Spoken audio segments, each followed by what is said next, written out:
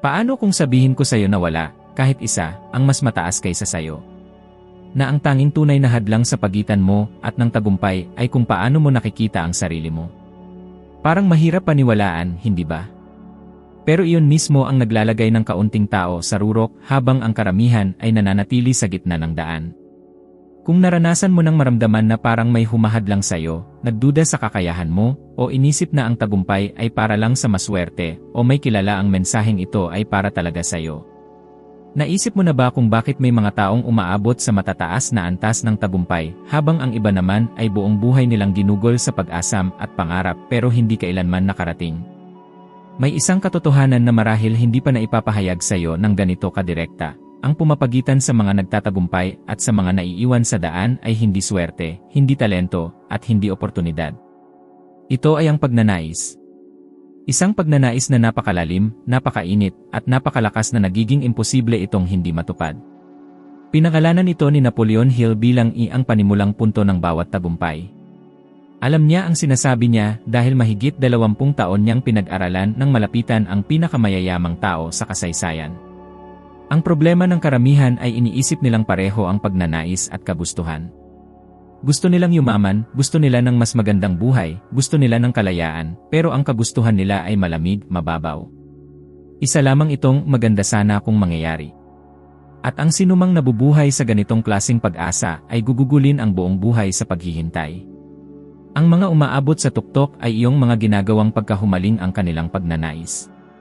Iyong ideya na hindi nagpapahinga sa isipan, na bumabangon ka ng mas maaga, nagtatrabaho habang ang iba ay nagpapahinga, nag-aaral habang walang nakakakita, at tumatangging mamuhay ng mas maliit kaysa sa alam mong deserve mo.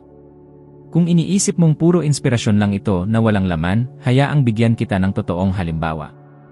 Si Thomas Edison, ang taong nakaimbento ng bombilyang de kuryente, ay nabigo ng mahigit sa 1,000 beses bago niya ito nagawa. 1,000 beses? Maisip mo ba kung anong klaseng tao ang kayang magkamali ng 1,000 ulit at hindi sumuko? Tinanong siya kung bakit hindi siya tumigil. Ang sagot niya ay simple, dahil mas malaki ang pagnanais niyang maisakatuparan iyon kaysa sa alinmang kabiguan. Hindi niya basta ginusto, hinangad niya ito ng buong kaluluwa. Ngayon, may tanong ako sa'yo. Ano ang pagnanais mong hindi mo kayang ipikit ang mata na hindi naiisip? At hindi sapat ang sabihin yumaman, maging masaya, o magtagumpay. Masyado yang malabo. Ano ang layunin na nagpapabilis ng tibok ng puso mo kapag naiisip mo? Anong ideya ang nagpapakilabot sa iyo kapag iniisip mong natupad na ito? Kung hindi mo pa alam ang sagot dyan, marami na itong sinasabi tungkol sa kung bakit ganyan ang takbo ng buhay mo ngayon. Dahil nandoon mismo ang hindi nakikitang gasolina na nagtutulak sa mga tao patungo sa katuparan. Si Napoleon Hill, naranasan din niya ito. Bata pa siya noon, isang mahirap na mamamahayag na walang koneksyon, walang malinaw na kinabukasan. Pero nang ma-interview niya si Andrew Carnegie, narinig niya mula rito na kung gusto niyang baguhin ang sariling buhay at tulungan ang milyon-milyong tao, kailangan niyang alamin at tipunin ang mga batas ng tagumpay. Nagbigay si Carnegie ng hamon, wala siyang ibibigay na kabayaran ni 1 sentimo, pero bubuksan niya ang mga pintuan ng pinakamalalaking yaman sa Amerika kung papayag si Hill. Ang sinumang taong may matinong pag-iisip ay tatanggi sa ganitong alok. Walang sweldo, walang kasiguruhan. Pero tinanggap ni Hill dahil sa sandaling iyon, ang pagnanais niyang baguhin ang buhay niya at gumawa ng kasaysayan ay sumabog sa loob niya. At inukit niya iyon sa sarili niya, inialay ang 20 taon ng kanyang buhay sa pagsunod sa layuning iyon.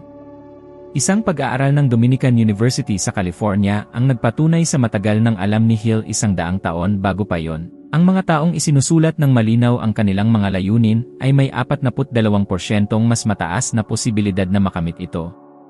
Bakit? Dahil kapag isinulat mo ang pagnanais mo, itinitigil nito ang pagiging isang malabong ideya at nagiging isang pangakong hindi mo kayang sirain. At ang pangakong ito, nagbabago ng kilos at asal. Kung hinihintay mong makaramdam ng inspirasyon para simulan, kalimutan mo na. Ang motibasyon ay bunga ng isang matinding pagnanasa, hindi o kabaligtaran. Kailangang matagpuan mo ang bagay na magpapagalaw sa iyo ng labis na kahit sa araw na pagod ka, babangon ka pa rin, sa oras na wala nang naniniwala, ipagpapatuloy mo, at sa sandaling tila lahat ay bumaligtad, magpupursige ka. Dahil tiyak na darating ang mga araw na ganito. Sigurado iyon. Ang mga balakid ay bahagi ng daan. Ngunit ang matinding pagnanasa ang siyang nagbabago sa kabiguan bilang aral at sa bawat pagkadapa bilang isang hakbang pataas. At sasabihin ko pa, kung sa mga oras na ito ay naririnig mo ito at nararamdaman mong wala kang ganitong pagnanasa, huwag kang mangamba. Umupo ka, kumuha ng papel at panulat, at tanungin mo ang sarili, ano ang kaya kong gawin habang buhay, kahit walang kabayaran, para lamang sa pakiramdam na ako ay buhay. At isulat mo lahat ng pumapasok sa isip mo. Huwag kang titigil hanggat hindi mo natatagpuan ang isang bagay na nagpapabago ng tibok ng iyong puso. Doon magsisimula ang lahat.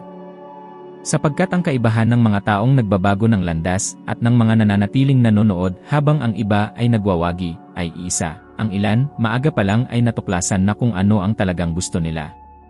Samantalang ang iba naman, nalilinlang ng kung anong sinasabi ng lipunan na dapat nilang hangarin, at nauubos ang mga taon nang hindi man lang nakikilala ang sarili. At ang hindi nakakakilala sa sariling kagustuhan, kontento na sa kung ano ang dumating. Ngayon, nais kong mag-isip-isip ka, ilang beses mo na bang binitiwan ang isang pangarap dahil mukhang mahirap? Ilang ulit mo na bang ipinalit ang isang pangarap sa seguridad? Ilang ideya na ba ang pinatay ng takot bago mo pa subukan? Dumating na ang oras para tumigil dyan. Ang matinding pagnanasa ay ganito. Ito ang pagpapasyang sa pagkakataong ito, hindi ka tatanggap ng mas mababa. Na kahit gaano pa katagal, abutin mo. Sapagkat hindi na ito tungkol sa luho, ito na ang tanging buhay na may kahulugan para sa iyo. At para sa mga naniniwalang sobra ito, tandaan nyo, ang pinakadakilang mga taong nagbago ng kasaysayan ay pinagana ng ganitong pakiramdam. Hindi mahalaga kung negosyo, sining, palakasan o agham. Lahat sila ay may pagnanasa na sadyang hindi nila kayang ipagwalang bahala. At kung sa ngayon ay hindi mo pa nararamdaman ito, baka dahil kailanman ay hindi mo pa nagawang tanungin ang sarili ng buong tapang, ano ba talaga ang bagay na gusto ko ng husto, na handa akong mabigo ng 1,000 beses para makamit ito. Sapagkat kapag natuklasan mo yon, hindi mo na ititigil. At diyan magsisimulang magbago ang iyong mundo. Ilang beses ka na bang tumingin sa salamin at nagduda sa sarili? Nahuli mo na ba ang sarili mong iniisip kung kaya mo ba talaga, kung sapat ka, kung karapat-dapat kang makuha ang mga bagay na pinapangarap mo? Lahat tayo ay nakaranas niyan. Ngunit may malaking pagkakaiba sa mga taong dumadaan sa ganitong pagdududa at sumusuko at sa mga taong nakakaramdam din pero pinipiling magpatuloy. At ang pagkakaibang ito ay tinatawag na pananampalataya. Hindi ang bulag na pananampalataya, hindi rin ang pananampalataya sa relihiyon, kundi ang pananalig sa sarili, ang matibay na paniniwala na sa kabila ng lahat, makakaya mo. Paulit-ulit na sinasabi ni Napoleon Hill, anumang kaya mong isipin at paniwalaan, kaya mong makamtan. Pero ang mahalaga ay nasa pangalawang bahagi, ang maniwala. Sapagkat ang mag-isip at mangarap, lahat nagagawa yan. Lahat tayo ay may imahinasyon, may pangarap, may hangarin. Pero ang tunay na paniniwala, lalo na sa oras na dumarating ang pagsubok, kapag wala ni isa sa paligid ang naniniwala, kapag tila walang resulta, kapag parang mas malakas ang hampas ng buhay, doon nagkakaroon ng paghiwalay. Ang ganitong pananampalataya ay hindi basta lumilitaw. Inaalagaan ito araw-araw. Isa itong pasya. Dahil kung pababayaan mo ang sarili mong isip, natural itong punuin ng takot, pangamba, at pag-aalinlangan, at hihikayatin kang piliin ang pinakaligtas na daan, ang sumuko. At kung maniniwala ka sa ganoon, alam mo kung anong mangyayari. Iyon mismo ang isa sa pamuhay mo. Kailangan mong maunawaan na ang isip ay parang salamin. Ibinabalik nito sa mundo ang imahe ng paniniwala mo tungkol sa sarili. At ang mundo, tutugon batay sa ipinapakita mo. Kung ikaw ay nagdududa, pagdududahan ka. Kung ikaw ay nag-aatubili, ang mga pinto ay isasara. Ngunit kung naniniwala ka, kung naglalakad ka na may kumpiyansang angkin mo na ipinanganak ka para magtagumpay, nagsisimulang dumating ang mga pagkakataon sa mga lugar na dati ay tila imposible. Hindi ito simpleng usapang pampasigla lang. Isang pag-aaral na inilathala ng American Psychological Association ang nagpakita na ang mga taong may matibay na paniniwala sa kanilang sariling kakayahan, na tinatawag nilang auto-efficacy, ay hindi lamang nagpupursige ng higit kapag nahaharap sa mga pagsubok, kundi nakakagawa rin ng mas mahusay na mga resulta kahit na sa mga gawaing teknikal na hindi sila ang pinakakwalipikado. Ibig sabihin, ang paniniwala ay mas mahalaga kaysa sa talento lamang. Isipin mo, ilan ba ang kilala mong mga tao na mas kulang sa talento, paghahanda, o talino kaysa sayo, ngunit nakakamit ang mas magagandang resulta dahil lang pinili nilang maniwala. At ilang beses ka na bang naging sarili mong hadlang, tinanggihan ang isang pagkakataon dahil inakala mong hindi ka pa handa? Ang pinagkaiba ninyo nila ay pananampalataya. Hindi ang sitwasyon, hindi swerte, hindi galing. Si Henry Ford, isa sa mga pinakamalalaking industrial sa kasaysayan, ay tinawanan ng sabihin niyang gagawa siya ng sasakyan na kayang bilhin ng karaniwang tao. Noong panahong iyon, ang mga kotse ay laruan lamang ng mga mayayaman. Ngunit matibay ang paniniwala ni Ford sa kanyang pangarap kaya, kahit walang suporta, ginawa niya ang Model T, binago ang merkado, at sinimulang baguhin ang paraan ng paggalaw ng mundo. Wala siyang katiyakan. Mayroon siyang pananampalataya. At ang pananampalatayang iyon ang nagpatakbo ng isang industriya. At alam mo kung sino pa ang nakaranas nito? Si Napoleon Hill. Sa loob ng maraming taon habang sinusulat niya ang Think and Grow Rich, nakaranas siya ng kahirapan, pagbabanta, pagkawala ng mga mahal sa buhay, at gutom. Maraming kaibigan ang nagsabing nasasayang lang niya ang buhay sa isang imposibleng ideya na walang bibili ng librong pampagaling ng sarili sa gitna ng dakilang depresyon. Ngunit pinili ni Hill na maniwala. At ang desisyong iyon ang nagbago ng kanyang buhay pati na rin ang buhay ng milyon-milyong tao na sumunod. Sasabihin ko sa iyo ang isang bagay na hindi sinasabi ng iba, hinding-hindi ka magiging ganap na handa. Hindi kailanman. Kahit gaano ka mag-aral, maghanda, o magplano. Nariyan palagi ang takot. Magmumura ang duda sa iyong tenga. Pero may dalawang pagpipilian ka, hayaan mong pigilan ka nito o piliin mong kumilos kahit ganito.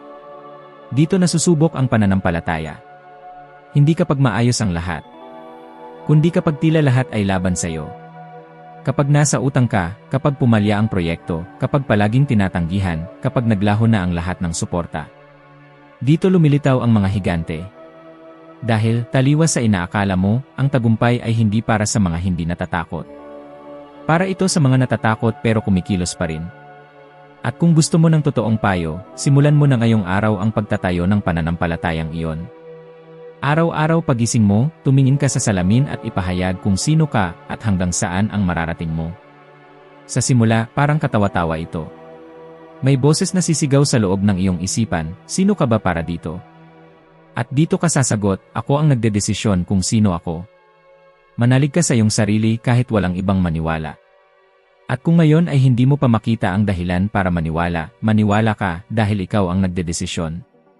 Dahil ang naghihintay ng katiyakan ay hindi kailanman aabot sa anumang lugar. Subukan mong gawin ito, isipin mo ngayon kung paano ka kikilos kung sigurado kang magtatagumpay ka. Paano ka magsasalita? Ano ang magiging kilos mo? Anong mga desisyon ang gagawin mo? Anong alok ang iyong ilalabas? Dahil ang taong may ganitong tiwala sa sarili ay may kakaibang enerhiya. At ang enerhiya ay nakakaakit. Ang mga tunay na nagwagi sa mundo ay hindi naghihintay ng pag-apruba. Sila mismo ang lumilikha ng kanilang patunay. Ipinapakita nila ang kanilang pananampalataya sa buong mundo hanggang wala ng ibang pagpipilian ang mundo kundi ang kilalanin sila. Ikaw ba'y patuloy na maghihintay na may magsabi sa iyo na kaya mong gawin ang isang bagay o sisimulan mo na bang ikaw mismo ang magpasya para sa sarili mo? Dahil sa dulo ng lahat, ang paniniwalang tunay na nakakabago ng buhay ay yung ipinupunla mo sa sarili mong puso, dinidiligan araw-araw, at isinasabuhay bago pa man maniwala ang iba. At kapag ginawa mo ito, ang takbo ng laro ay nagbabago. Napansin mo na ba kung paano unti-unting hinuhubog ng mga tao sa paligid mo kung sino ang nagiging ikaw? Madalas, hindi mo namamalayan. Ngunit dahan-dahan, ang mga usapan na naririnig mo, ang mga opinyong binibitawan para sa iyo, ang mga komento tungkol sa pera, tagumpay, kung sino ang nagtatagumpay at kung sino ang hindi. Lahat ng ito ay parang maliliit na binhi na pumapasok sa isipan mo. At kung hindi ka magbabantay, ang mga binhing ito ay magiging malalalim na ugat na magtatakda ng mga limitasyon mo, ng mga paniniwala mo, at higit sa lahat, ng antas ng pangarap at ambisyon mo.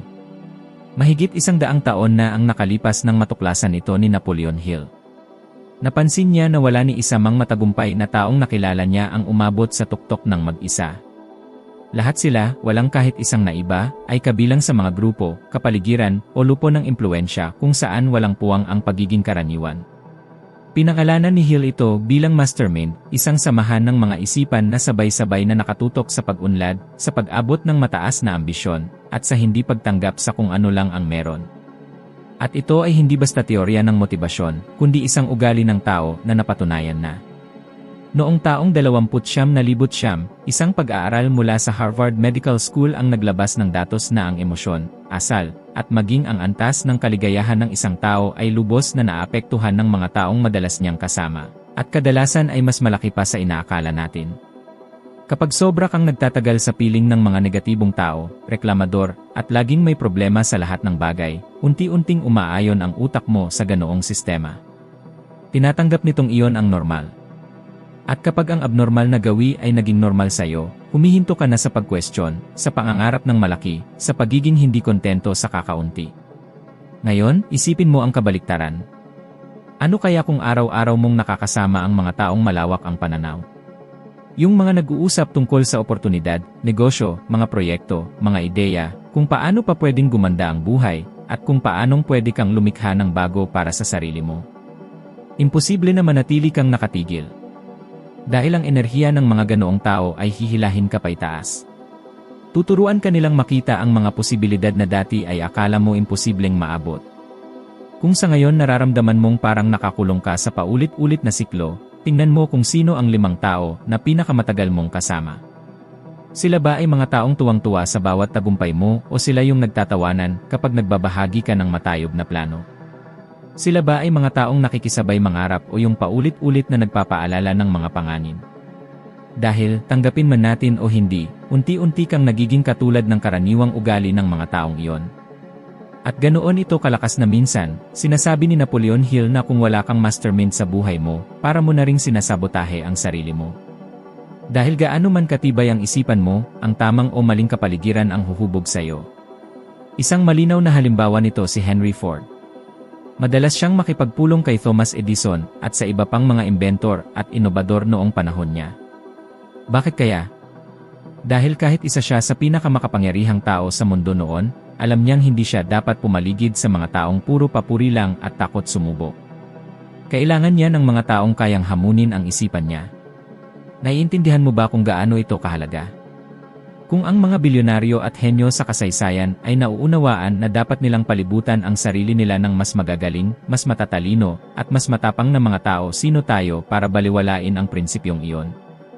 At ang pagkakamaling ginagawa ng marami ay ang isipin na wala silang akses sa ganoong klaseng tao. Pero sa panahon ngayon, sa isang pindot lang ng daliri, pwede ka nang sumabay sa kaisipan ng mga magagaling na isipan.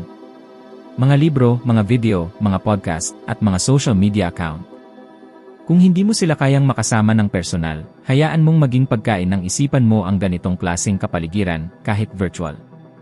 Ngayon, may isang bagay na bihira lang talagang napag-uusapan, kasing halaga ng paglapit sa mga taong nagtutulak sa iyo pataas ay ang maingat na paglayo sa mga nagpapababa sa iyo. Hindi ito nangangahulugan ng pagbibitiw ng relasyon ng matindi o pasabog. Ang ibig sabihin nito ay pagtatakda ng hangganan. Pagpili ng mga usapan na papasukin sa isip. Pagbawas ng oras kasama ang mga palaging nagrereklamo. Kasi kung hahayaan mo, mahahawa ka ng negatibong enerhiya nila. Subukan mong gawin ito, isipin mo ngayon ang 3 tao na labis mong hinahangaan, mga totoong tao man o hindi, pero nagbibigay sa iyo ng inspirasyon. Simulang alamin ang mga bagay na ginagawa nila, kung paano sila mag-isip, tumugon, magplano, at magdesisyon. Hayaan mong ang mga boses nila ang mas lumaki ang puwang sa isip mo kaysa sa mga boses na nagdadala ng pangkaraniwang pag-isip sa paligid mo. Isang beses sinabi ni Napoleon Hill na noong naharap siya sa mabibigat na problema sa pera habang sinusulat ang Think and Grow Rich, nakabawi siya ng kaliwanagan sa pamamagitan ng pakikipag-usap sa mga taong may mas malawak na pananaw kaysa sa kanya. Nakipagkita siya sa mga negosyante, manunulat, at mga mamumuhunan, hindi para humingi ng pera, kundi para makinig sa kanilang mga ideya, palakasin ang kanyang espiritu, at panatilihin buhay ang tiwala na nasa tamang landas siya. Kung nag-isa lang siya o nakinig sa mga pesimista, hindi sana naisulat ang aklat na yon. At para sa iyo na nakikinig ngayon, simple lang ang mensahe, ikaw ang dapat pumili ng may malay kung sino ang hahubog ng iyong kapalaran o hayaan mo ang kapaligiran na ito ang pumili para sa iyo. At babala, kapag hinayaan mo na lang na nangyari ito ng kusa, dadalhin ka ng kapaligiran sa pagiging pangkaraniwan.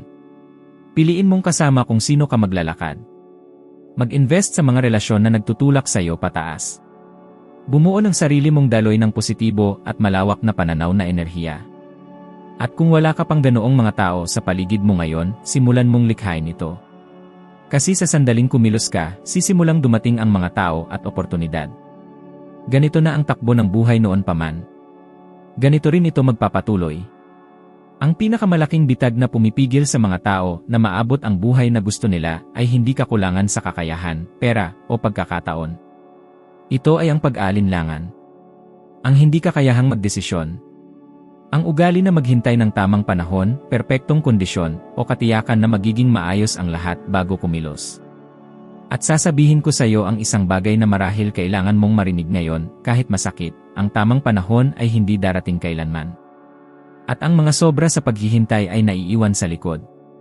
Maliwanag na ipinakita ni Napoleon Hill ito higit sa anumang iba pang manunulat. Sa mga panayam niya sa mga malalaking milyonaryo sa Amerika, napansin niya na ang pinakakitang katang-katangian nila ay ang mabilis na kakayahang magdesisyon at mabagal na pagbabago ng isip. Habang karamihan ay nag-iisip pa, nagkakalkula, humihingi ng opinyon, at naghihintay ng pag-apruba, ang mga umabot sa tuktok ay ang mga mabilis magpasya, agad kumilos, kahit hindi tiyak kung magtatagumpay sila. Ang pinaka-interesante ay ayon sa estatistika, ang mga taong mabilis magdesisyon ay nabibigo rin ng kasing dami ng mga nag-aalangan. Ang pinagkaiba nila? Ang mga nabibigo ay habang kumikilos. Kaya mas mabilis silang natututo, mas mabilis mag-adapt, at nakakakita ng mga oportunidad na hindi napapansin ng iba.